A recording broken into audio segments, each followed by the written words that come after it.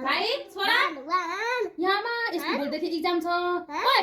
सुनिनास् पक्कै हान्न बसिरहेको छु यही त भोलिको एक्जाम छ बाबु बाबु के भयो ओ पिटिছে फेरि आमाजीले फेरि मेरो रिस पोखिছে मलाई पिट्नु मलाई पिट मेरो रिसको बच्चामाथि किन भुतो पार्छस् तैले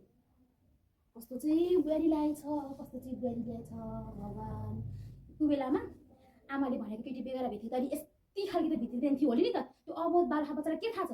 के रिस पोखे कि मेरो के रिस उठ्यो तँलाई ड्याम चुटेकी छ बरु मलाई पिट आइज यस्तो कुरा छिनी भित्र आइछ मेरो छोराले भित्रको दिनदेखिबाट कहिले सुत भएन खाली झगडा खाली हो हल्ला छ खाली यस्तै छ कस्तो चाहिँ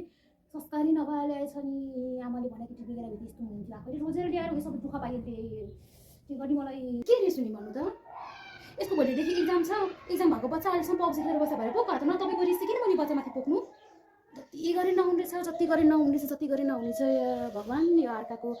आमालाई र सासू भन्छ त्यो त जति गरे पनि नहुनेछ कहिले चाहिँ देखेँ अब तपाईँले मैले गरेर भन्नु त कहिले चाहिँ देखेँ खालि त्यही भने चाहिँ खालि लभ गरेर ल्याइ मागेर ल्याएदेखि मागेर ल्याउनु बजार मागेर ल्याउनु मलाई सालको बुहारी आएछ भने म अहिले निस्केर जान्छु जति गरी नदेख्ने अब अहिले बच्चाको एक्जाम आयो भनेर मोबाइल चलायो भनेर पिटेको मेरो रिसले पिटेको किन रिसले पिट्नु मैले कति चाहिँ रिस गर्न सकेँ भगवान यति माया गरेर मैले मेरो जन्मदिने आमा बोकेर राखेको त मलाई कति खुसी राख्थ्यो होला बेलामा जन्मदिने आमाको घरमा केही गरिनँ अहिले सासूलाई खुसी राख्नु न भनेर गर्दाखेरि पनि जस पाउँदैन रहेछु अर्को चोटिमा त हेर्नु आमा म चाहिँ सासू हुन्छु तपाईँ चाहिँ बुहारी भएर जन्मदिन पाउँथ्यो त्यही छ भगवान मलाई केही चाहिँदैन